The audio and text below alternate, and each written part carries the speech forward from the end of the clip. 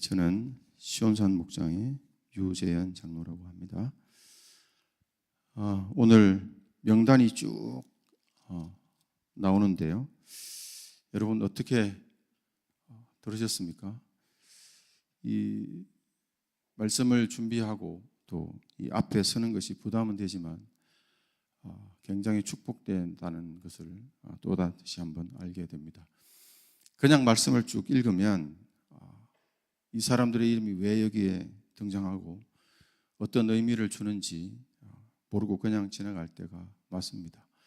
그런데 말씀을 준비하면서 이 이름이 왜 여기에 기록되어 있는지 연구하고 찾아보면서 굉장히 많은 것을 느끼게 되고 감동을 얻게 됩니다. 오늘 제목은 이렇게 정했습니다. 참된 목적과 하나님의 나라의 공동체라는 제목을 정했고요. 왜 이렇게 정했는지 이따가 말씀을 드리겠습니다. 하나님이 어떤 분이신가를 살펴보면 느헤미야의 마음을 감동하게 하고 계보대로 등록하게 하고 하십니다. 두 번째는 귀한 자의 명단을 확보하고 하나님 나라 열어갈 사람들을 준비하게 하십니다. 포로였다가 귀환한 자손의 명수 그리고 동물의 숫자, 은금 보물을 다 세시고 기록하게 하시는 하나님을 볼 수 있게 됩니다. 오늘 이 본문을 보시기 전에 잠깐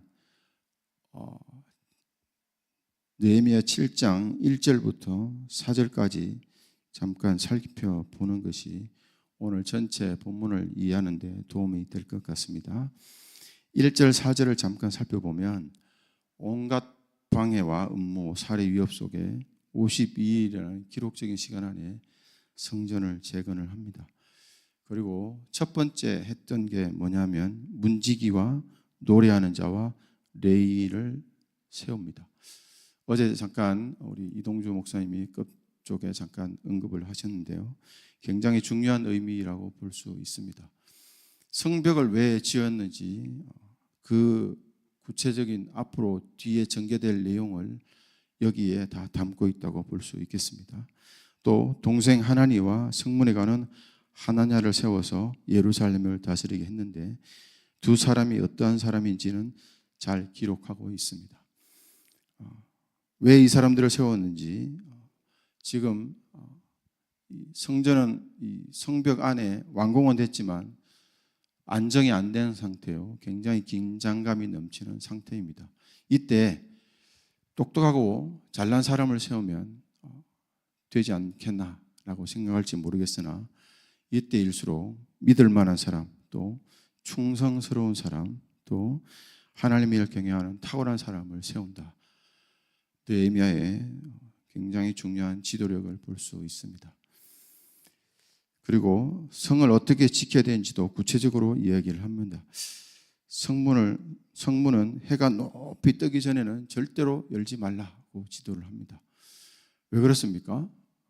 외적들이 계속 끊임없이 침략을 하고 또 내부에서도 스파이가 있어서 끊임없이 내부의 내용을 전달을 합니다. 이때에 해가 뜨기 전에 성문을 열면 어떻게 되겠습니까? 그냥 들어오라고 문을 여는 거나 마찬가지죠. 그리고 해를 지기 전에 파수꾼을 세우고 문을 닫되 문빗장을 걸고 철저히 단속하라고 이야기합니다. 그리고 자기 처소에 가까운 곳을 파수하게 하고 하는 등 효율성을 높이고 효과적인 방법을 제시를 합니다. 이 영적인 사역과 영적인 일을 해나갈 때 얼마나 세밀하고 꼼꼼함이 필요한지를 보여줍니다. 그런데 4절을 보면 오늘 왜 하나님이 느헤미야의 마음을 감동하게 하셔서 이 인구 등록을 하게 하고 했는지에 대한 부분을 알려줍니다. 4절에 보면 이렇게 기록을 하고 있습니다. 그 성읍은 광대하고 주민은 적으며 과거 미처 건축되지 못하였느니라고 되어 있습니다. 그래서 느헤미야가 기도하던 중에 하나님께서 느헤미야의 마음에 감동을 주셔서 계보대로 등록하게 하시고 인구 조사를 합니다. BC 538년에 고레스 칙령으로 귀환한 1차 포로 귀환자의 명단을 확보하게 합니다. 오늘 이 명단이 538년에 1차 포로 귀환자의 명단입니다. 귀환자의 규모와 숫자를 보면, 그리고 지도자를 살펴보면 스룹바벨과 여호수아인데 총 49,897명입니다. 온 회중이 42,360명이고 제사장이 4,289명, 레위인이 341명, 느림 사람, 솔로몬 신하 등 세부 인원이 기록이 되어 있습니다. 추가로 좀 말씀을 드리면 2차 포로기환은 BC 458년 아닥사스다 왕의 칙령으로 에스라와 1758명이 귀환하는데 주로 제사장들과 레위인이 귀환을 합니다. 3차 포로 귀환은 BC 444년인데 느헤미야 위에 정확한 인원은 기록되지 않으나 1차로부터 3차 느헤미야까지 약 93년의 시간이 걸립니다.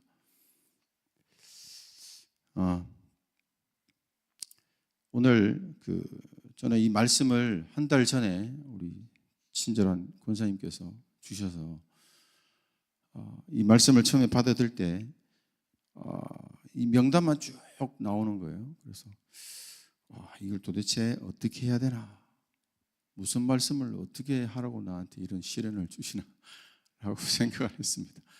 근데 말씀을 묵상하고 앞뒤로 이렇게 살펴보면서 저에게 주시는 두 가지의 감동이 있었습니다. 같이 나누고자 합니다. 성벽 재건은 끝났지만 여기에 멈추지 않는 느헤미야를 볼 수 있습니다. 어떤 면에서 보면 느헤미야가 왕에게 성벽 재건을 허락해달라고 해서 돌아왔습니다. 그러면 느헤미야의 할 일은 다 끝났다고 보면 됩니다. 어떻게 다스릴지를 다 세부적으로 다 이야기하고 그가 해야 될 임무는 다 끝났다고 보면 됩니다. 그러면 그는 그냥 다시 돌아가면 아닥사스다 왕의 곁으로 돌아가도 누가 뭐라 그럴 사람 아무도 없는 거죠. 또 어떤 면에서 보면 저와 여러분들이 어떤 일을 행하다 보면 오늘 느헤미야 같은 이런 일을 당하면 어떻게 됩니까? 내가 오래만 하고 때려쳐야지, 이런 생각하지 않겠습니까? 그렇죠? 예. 근데 느헤미야는 여기에서 멈추지 않습니다. 성벽 재건은 하나의 플랜이요, 프로젝트에 불과했던 것이죠.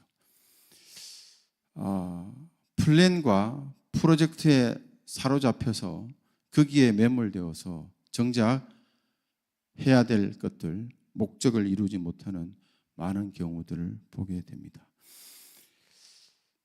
비관한 예로 성경에 보면 사울 왕이 그러했습니다. 왜 왕이 되었는지, 하나님께서 사울을 왜 왕으로 세웠는지 자기가 왕이 되고 난 이후에 그것을 잊어버렸습니다. 그래서 왕권에 유지하게만 몰두해서 그의 인생을 망치는 것을 보게 됩니다.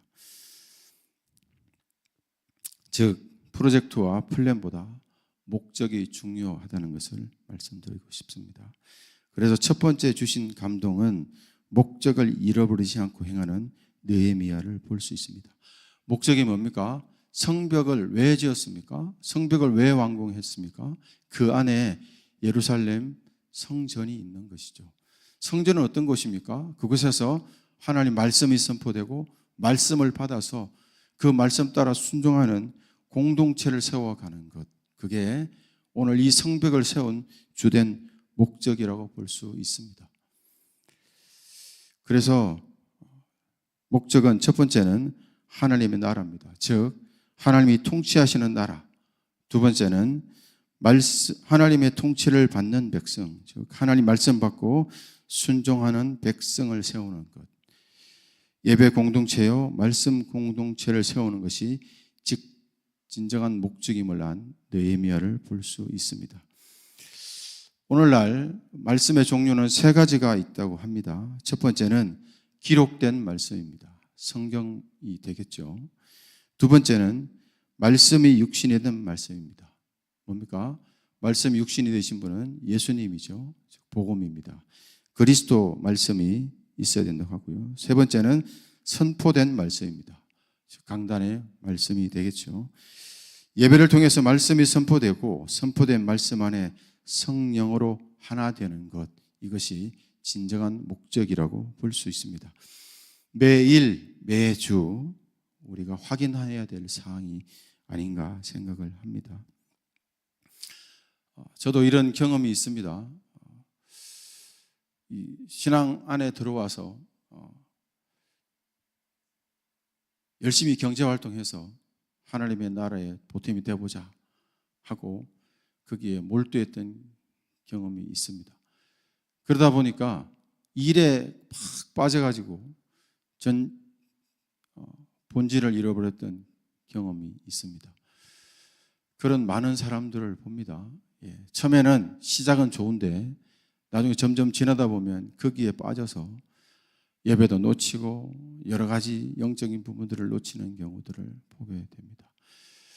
여러분들은 혹시 어떠신지 살펴보셨으면 좋겠습니다. 두 번째는 하나님이 두 번째 저에게 주신 감동은 뭐냐면 공동체 회복입니다. 어떤 공동체입니까? 저와 여러분들은 각각 다 공동체를 이루고 형성하고 살아가고 있습니다. 최소 단위 가정부터 시작해서 교회, 회사, 지역, 나라 또는 얼마 전에 에이펙 정상회담 했죠. 등등 전 세계에 이런 공동체를 형성하고 살아가고 있습니다. 많은 공동체가 있지만 사람을 살리고 영적 회복과 삶을 회복시키는 공동체는 많지 않음을 보게 됩니다. 여러분들 혹시 어떤 공동체를 꿈꾸고 계십니까? 저는 말씀을 준비하면서 하나님의 나라에 필요한 공동체의 몇 가지 요소를 한번 새겨봤습니다. 첫 번째는 말씀에 감동받는 공동체입니다. 즉 성령의 감동을 받을 줄 아는 공동체입니다. 오늘 이 명단이 바로 하나님이 주시는 감동을 받고 돌아와서 예루살렘 성전을 건축했던 사람들입니다. 이미 바벨론에 들어와서 가정을 이루고 정착을 해서 안정된 삶을 살고 있을 때입니다. 그때 고레스가 칙령을 합니다. 돌아가서 성전을 건축해도 좋다. 그러면 이스라엘의 모든 백성들이 다 올라와서 성전을 건축해야 되잖아요. 그런데 그렇지 않았다는 거죠. 일부만 올라와서 성전을 건축을 하는데 그 사람들을 어떻게 기록하고 있냐면 하나님의 마음에 감동을 주셔서 올라온 사람들이라고 쭉 기록이 되어 있습니다. 오늘 느헤미야와 같은 심정입니다. 그래서 오히려 무엇을 선택을 하냐면 편안하고 안락한 생활이 아니고 척박한 땅 예루살렘을 선택하고 돌아옵니다. 그 명단이 오늘 여기에 있습니다. 반면에 마태복음 11장 15절에서 17절을 보게 되면 이렇게 기록을 하고 있습니다. 우리가 피를 부르도 춤추지 않고 우리가 곡하여도 울지 않았다라고 예수님이 책망하는 부분을 보게 됩니다. 과연 하나님이 주시는 말씀에 감동을 받고 거기에 따라서 우리가 행하고 있는지를 살펴보시는 시간이 되었으면 좋겠습니다. 두 번째입니다. 말씀에 반응하며 순종하는 공동체입니다. 즉 계산하거나 내 마음대로 행하지 않는 것이죠. 즉 말씀을 듣고 즉각 순종하는 공동체, 일사불란하게 움직였던 광야 이스라엘 백성들을 보게 됩니다. 구름이 멈추면 그 자리에 멈춰서 뭐 합니까? 다시 텐트를 치고 성막을 다시 짓고 그 일들을 합니다. 그리고 구름 기둥이 높이 뜨면 구름이 움직이면 즉각 텐트를 걷고 장막을 걷고 다시 이동하는 그 일사불란한 모습들을 보게 됩니다. 그런데 반대로 사무엘상 15장 22절에 보게 되면 사울이 순종하지 않고 다급한 마음에 월권을 행하는 모습을 보게 됩니다. 그때 사무엘이 책망을 합니다. 우리가 너무나 잘 아는 말씀이죠. 순종이 제사보다 낫고 듣는 것이 순양의 기름보다 낫다. 그래서 왕권이 누구에게로 넘어갑니까? 다윗에게로 넘어가는 비참함을 보게 됩니다. 세 번째입니다. 예배를 사모하며 응답하신 하나님께 영광을 올려드릴 줄 아는 공동체가 되어야 된다라고 생각을 합니다. 누가복음 17장 10절에 보게 되면 10명의 문둥병자 이야기가 나옵니다. 예수님의 말씀을 듣고 10명이 다 시험을 받습니다.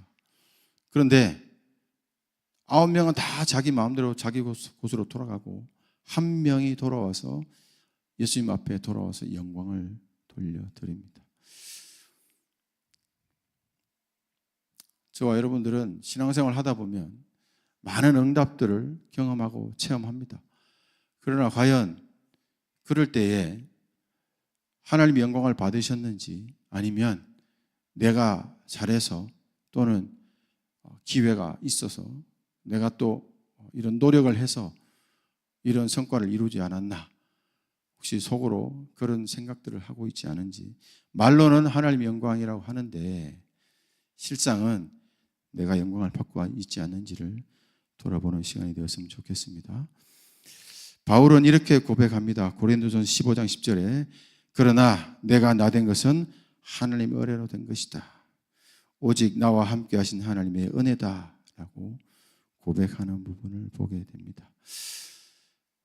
생각을 해보면 복음 가진 교회, 목사님, 그리고 교우들, 우리에게 주신 건강, 또 물질, 자유 대한민국의 국민이 되는 것, 감사할 것 천지죠. 또 하나님께 영광을 돌려드릴 게 참으로 많습니다. 네 번째는 즐거이 노래할 줄 아는 공동체입니다. 시편 89편 15절에 보면 즐겁게 소리칠 줄 아는 백성이 복이 있다라고 기록을 하고 있습니다. 저는 가끔 예전에 우리 아이들을 데리고 수련회를 가보면요, 몇천 명이 모여서 앞에 막 뛰고 찬양을 하면 그 앞에 나와서 서서 막 뛰어서 찬양을 하는 아이들이 있는 반면에 우리 교회 아이들은요, 멀뚱히 서가지고 박수도 안 치고요, 율동도 안 하고 이렇게 서 있는 모습들을 보게 됩니다.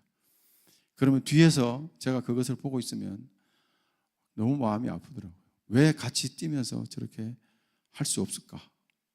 예? 예. 요즘은 어떤지 모르겠습니다. 요즘 어떤지 모르겠는데 제가 한 번은 정재환 목사님하고 둘이 애들 데리고 이제 수양회를 갔습니다.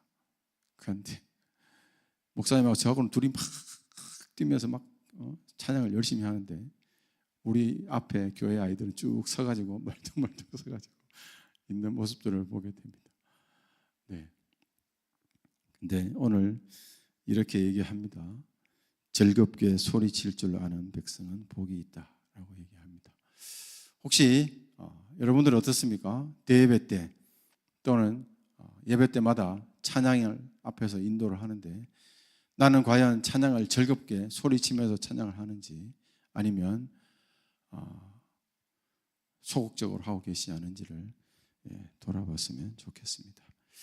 마지막으로 다섯 번째는 하나님 나라의 회복을 위해서 기도하는 공동체가 되어야 된다고 생각을 합니다. 바벨론의 포로가 되었던 끌려왔던 다니엘 그리고 에스더, 이 두 사람은 둘 다 바벨론의 포로로 끌려왔지만 예루살렘을 향하여서 기도하는 것을 보게 됩니다. 앞으로 닥칠 위기가 어떤 위기가 있을지를 알매도 불구하고 기도하는 것을 쉬지 않는 다니엘의 모습, 그리고 잘못 왕 앞에 갔다가 죽임을 당하는 것을 뻔히 알매도 불구하고 그 앞에 담대히 나갔던 에스더의 그 모습, 그들은 기도하는 것을 쉬지 않았습니다. 그들의 배경이 있었기 때문에 오늘 이 포로들이 귀환을 해서 성전을 건축할 수 있었던 배경이 바로 여기에 있었던 것이죠. 뜬금없이 지난번에 목사님께서 잠깐만 언급하셨지만 뜬금없이 그냥 고레스에게 그냥 은혜를 팍 줘서, 물론 하나님이 그렇게 하실 수 있지만 그게 아니고 그 전에 수많은 사람들이 일어서서 또 오늘 다니엘 같은 에스더 같은 사람들이 하나님 앞에 서서 기도하고 하나님 살아계신 증거를 보였기 때문에 고레스의 마음에 감동을 주시고 또 이스라엘 백성들의 마음을 감동을 주셔서 포로로 귀환이 될 수 있었던 것이죠. 저는 어린 나이에 가정을 이루고 아이를 낳고 있던 중에 이 복음을 만났습니다. 그리고 말씀을 읽고 예배를 통해서 말씀을 듣고 그러다가 저를 돌아보니까 이 오늘 예루살렘 성벽이 무너진 것처럼 척박한 이 땅이 된 것처럼 제 사정이 그러했음을 보게 됐습니다. 아무것도 없는 빈 깡통임을 보게 됐습니다. 사모님께서 가끔 저에 대해서 말씀을 하실 때 거실에서 공 차고 있었다라고 말씀을 하시는데, 가정을 이룬 가장이, 아기를 키우는 가장이 뭘 했냐면 거실에서 공을 차고 놀았던 그렇게 철없던 사람입니다. 아무것도 없었습니다. 왜 가정을 이루었는지, 왜 가장이 되고 이 가정을 어떻게 세워가야 될지에 대한 부분이 아무것도 없던 거죠. 그냥 아버지가 되고 그냥 남편이 된 겁니다. 그런데 말씀을 들어보니까 이게 아니었다는 거죠. 왜 나를 가정의 가장으로 세우고 왜 한 가정의 아빠가 되고 남편이 되게 했는지를 하나하나 보게 되고 느끼게 됐습니다. 그래서 뭘 해야 될지를 찾기 시작을 했습니다. 감사하게도 하나님께서 어떻게 행해야 될지를 알려주셔서 그렇게 차근차근 하나하나 해나가기 시작을 했습니다. 너무너무 감사하게도 우리 아이들도 그렇고 우리 같이 사는 우리 최정임 권사님도 그렇고 하나님 은혜에 잡혀서 많은 응답과 증거들을 주셨습니다. 그런데 이제 왜 이 말씀 공동체 또 신앙의 공동체가 왜 중요하냐면 이 말씀이 계속 흐르고 말씀을 받아서 그 말씀을 따라 행해야 되는 그 시간들이 어느 날 우리 아이들한테 끊기는 시간들이 있었습니다. 특히 위에 두 아이들, 진주하고 진이 큰딸과 작은딸이 대학교를 멀리 가게 됐습니다. 그래서 기숙사 생활을 하고 거기서 일주일에 한 번 이제 토요일 날 집에 오는 거죠. 금요일 날 늦게. 그래서 주일 날 예배 드리고 주일 날 또 부랴부랴 또 가서 일주일을 생활을 합니다. 그러다 보니까 이 감이 점점 멀어지는 거죠. 그렇다고 해서 성인인데 막 채찍을 가하거나 강압적으로 끌 수는 없었습니다. 그러다 보니까 우리 큰딸이 어느 날 불현듯 미리 예고를 하면 좋은데 예고도 없이 남자아이를 하나를 데리고 와서 그 둘만 온 게 아니고 사고까지 쳐가지고 와가지고 참 참담했습니다. 마음이 참 굉장히 무겁더라고요. 그때부터 제가 여기 앞에 앉아서 말씀을 듣는데 목사님을 제대로 못 쳐다보겠더라고요. 왜냐하면 교회 말씀을 받고 또 나름 장로라고 타이틀을 달고 있는데 굉장히 부끄러운 제 모습을 보게 됐습니다. 어쩌다 이렇게 됐나라는 생각을 하게 됐습니다. 참 비참하더라고요. 부끄러움 이런 것들이. 그래도 어떻게 합니까? 이 공동체 안에 이끌고 끌어들여서 함께 공동체를 이루어 가야 되지 않겠습니까? 끊임없이 말씀을 전하고 인도하고 했습니다. 그런데 거기에 순종하지 않는 그들을 보게 됐습니다. 그래서 끝끝내 어떻게 됐냐? 둘이 끝장이 났습니다. 얼마 전에 둘이 서로 갈 길을 가게 됐습니다. 한편으로는 둘이 끝장을 내고 헤어진 게 제 마음이 아픈 게 아니고, 이 복음 공동체 안에 들어오면 하나님이 주실 응답과 그 증거들이 너무너무 많은데 그렇게 되지 못한 것에 대해 마음의 아픔이 있습니다. 그러나 반대로 한편으로 볼 때는 너무 감사한 부분이 있습니다. 왜냐하면 이 일들을 통해서, 이 사건들을 통해서 다시 한번 온 가족들이 하나님 앞에 서게 됐습니다. 특히나 이 일 수개월을 통해서 쭉 흘러온 이 시간들을 통해서 우리 밑에 막내 두 아이가, 남자 두 아이가 정신을 퍽 차리더라고요. 그러면서 막 긴장을 하면서 하나님 앞에 바짝 다가서는 모습들을 보게 됐습니다. 너무너무 감사했습니다. 그리고 그들 둘이 정리가 되면서 하나님께서 저에게 주신 메시지가 뭐냐 하면 바로 룻기서 후반절 말씀입니다. 거기에 보면 나오미가 남편을 따라서 모압 지방에 갔다가 낭패를 당하고 모든 것 다 잃고 돌아오는 일이 있었습니다. 그때 두 며느리에게 너희 갈 길을 가라고 할 때 큰 며느리는 자기의 곳으로 가고 둘째 며느리 룻이 그 어머니를 따라옵니다. 그래서 우여곡절 끝에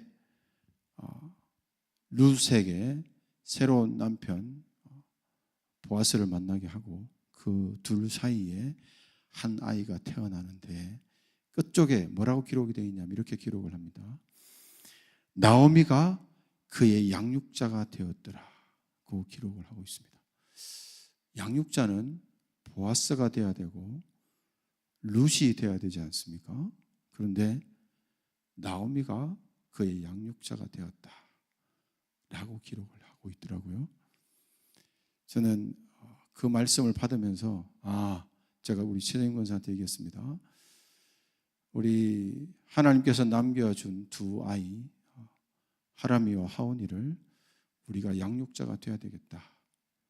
그래서 이들에게 무엇을 전달하고 어떤 것을 전달해야 될지를 분명하게 세워서 하나님이 원하시는 아이로, 하나님이 기뻐하시는 아이로, 또 하나님이 원하시는 그런 가문을 세워야 되겠다. 진정한 목적을 바로 세우고 하나님이 기뻐하시는 공동체를 다시 한번 세워야 되겠다라고 다짐을 하는 시간이 되었습니다. 저와 여러분 오늘 이 새벽 예배를 통해서 목적을 분명히 다시 한번 상기하시고, 내가 왜 가정을 이루고 내가 왜 이 일을 하고 하나님이 나에게 왜 이 직분을 맡겨주셨는지 목적을 다시 한번 상기하시는 귀한 시간 되기를 바라고요. 하나님이 나에게 왜 이 공동체 속에 들어오게 하셨는지, 하나님께서 나에게 왜 이 가정이라는 공동체를 주셨는지를 다시 한번 상기하시는 저와 여러분들 되었으면 좋겠습니다. 결론입니다. 오늘 느헤미야는 성벽 재건을 왜 했는지 분명히 알고 있었습니다. 예루살렘 회복을 통해서 예루살렘 회복에 기도하면서 하나님의 통치를 받는, 하나님의 기쁨이 되는 공동체를 세우고자 했습니다.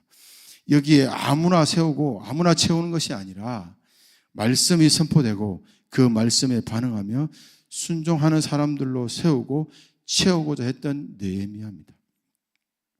우리도 가정을 또는 사업체를, 교회를 그렇게 세우고 채워가는데 우리가 되기를 주 예수 이름으로 축원을 드립니다. 기도하겠습니다.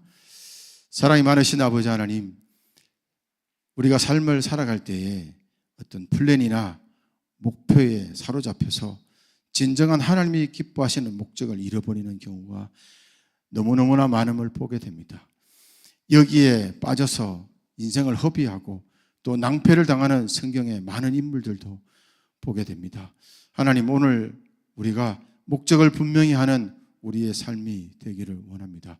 하나님의 나라를 세워가는 쓰임받는 우리가 되기를 원하며, 우리에게 귀한 공동체를 주셨습니다. 가정공동체, 교회 공동체를 주셨습니다. 여기에 무엇이 흘러가야 되고 어떤 것이 흘러가야 되는지를 오늘 말씀을 통해 알게 되었습니다. 하나님, 우리가 진정한 하나님의 백성이요 즐겁게 소리칠 줄 아는 저희들 되기를 원합니다. 그래서 하나님이 주시는 응답 속에 기쁨을 누리고 참 영광을 올려드리는 우리의 삶이 되도록 주님 축복하시고 역사해 주옵소서.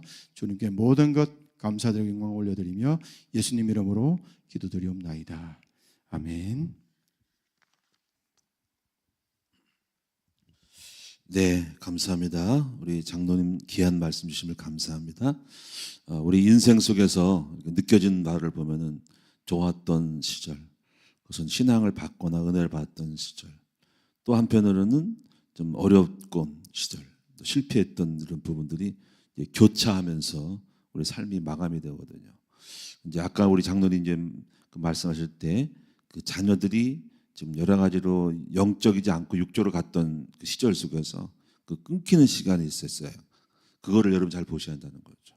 그 끊겼던 시간들에서 그거는 단절된 시간 속에서 뭐 부부 싸움을 많이 해가지고 아이들이 그 어릴 때 그 시간 속에 타이밍 속에서 믿음을 잃어버리는 시대, 이런 것도 있어요.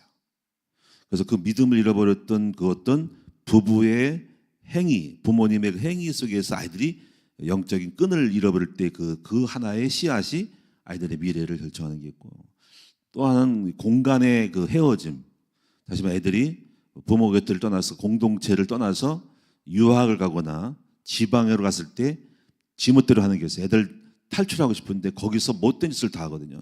신앙을 잃어버리는 시대.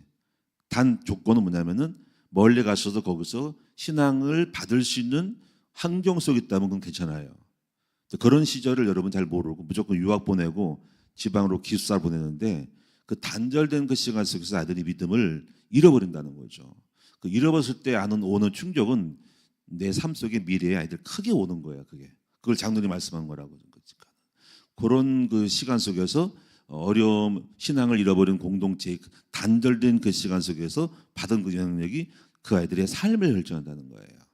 그런 것들 여러분 잘 보시면서 여러분 신앙이 공동체 속에 단절된, 혹시 여러분 속에 누군가가 자신이 속을 썩이거나 뭔가 문제가 있다면 그때 그 아이들이 자랐던 환경 속에서 끊긴 시대가 있었어요. 그 시절 속에서 오는 거예요. 예를 들면 여러분이 교회와 관련된 단절된 부분 속에서도 그 아이들이 그걸 보고 자라면서 신앙의 어느 그 흐름을 끊게, 맥을 쉽게 말하면 나무가 한 척 잘린 거야. 잘릴 때 공급이 안 될 때 그 상처가, 나무가 자라지만은 그 상처 입은 나무의 상 속에서 그게 어려움이 오는 거예요. 이게 중요한 거예요. 역사가 중요하다는 거죠, 과거가. 그래서 그런 어떤 부분 속에서 오는 영향력이 오늘 여러분의 자녀들이 왜 믿음을 안 가지게 됐냐, 또 우리 큰 나무 교회 안 나오냐 하는 이유는 그 안에 있는 거예요. 굉장히 중요한 결과는 그대로 오는 겁니다. 이런 점들을 여러분 잘 알고요, 여러분 승리하시기 바랍니다. 저희가 이동주 목사도 옛날에 필리핀으로 가가지고 공부한다 그래가지고 아마 갔으면 이동주 목사 망쳤을 거예요. 그걸 뛰어받은 거예요. 그리고 저는 감사해도 우리 드보라나 아이들을 이걸 알았기 때문에 멀리 지방에 아무리 좋은 학교, 교사, 교대를 간다는데 거기 놓지를 않았어요. 그리고 우리랑 같이 연결하려고 가까운 데 학교 보냈어요. 그 학교가 좋든 나쁘든 간에 덜 하더라도 우리와 연결되는 거예요. 에스더 있잖아요. 청주, 대전에 있는데 일주일마다 우리 사모님 오라 그랬어요. 왜 그럴까요? 끊기면 어떤지 할지 모르거든요. 그런 것들을 우리가 싸우고 있는 겁니다. 그거를. 여러분 그런 점들을 알고 오늘 여러분이 불신앙할 때 그 어느 그 순간에 아이들이 그걸 보고 자라요. 그때 그 아이가 인생이 바뀌는 거예요. 그런 점들을 알고 여러분이 정말 지혜로운 여러분 됐으면 좋겠습니다. 그리고 결과는 오는 겁니다. 그러나 이제 그런 걸 하나님 합력해서 다시 선을 이기 때문에 회복하지만 그 회복에는 아픔이 있고 눈물이 있고 그리고 회복이 있는 거예요. 그래서 심은 대로 거두는 겁니다. 기도하겠습니다. 하나님께 감사드립니다. 오늘 이 시간에 우리를 축복하시고 지혜를 얻어서 누가 이 일을 알고 누가 이것을 대처할 수 있는지를 보게 하여 주옵소서. 오늘 우리 장로님께서 자신의 삶 속에 일어났던 솔직함을 어닥했던 실패했던 부분들을 고백하는 것을 듣고 감사를 드립니다. 복음 안에서는 성공과 실패를 함께 나누면서 우리의 모든 실패도 우리의 성공도 우리 모든 성도들에게 교훈이 됨을 감사하고 이제는 정말 우리는 지혜를 얻어서 아버지 우리가 무지에서 몰라서 했던 행동들이 어떻게 자녀들에게 영향을 미치는지를 알게 하여 주시고 회개하고 애통하면서 정말로 우리가 무지했던 모든 것들을 회개하면서 다시 한번 새롭게 회복할 수 있는 부활의 역사가 일어나도록 도와 주시옵소서. 우리 하람이가 아버지 또 기도받으러 올 때 또 여기 와서 기도할 때 아장아장 걸어올 때 얼마나 마음이 짠한지 아버지 우리 하람이의 영 속에서 아버지 그 외로움과 슬픔이 있음을 알게 됩니다. 아버지 그래서 기도하게 되는데 하나님께서 오늘 우리는 이 모든 것들을 알고 지혜를 얻어서 함께 승리하는 우리 공동체가 되도록 만들어 주시고 이 교회 공동체의 끈이 얼마나 중요한지 알려주시고 또 내가 혹시라도 실수하는 일이 없던지 마냥 좋은 것이 아니라 아버지 잘 지혜롭게 얻어서 아버지 지혜롭게 서세할 수 있는 우리 모두가 되게 하여 주시고 특별히 우리 장로님 가족을 축복하여 주시고 손자들을 축복하여 주시고 남은 우리 아들들을 축복하시고 아버지 딸들을 축복하시고 사위들을 축복하여 앞으로 있을 사위들을 또 며느리를 축복하여 주시옵소서. 감사드리며 예수님의 이름으로 축복하며 기도합니다. 아멘.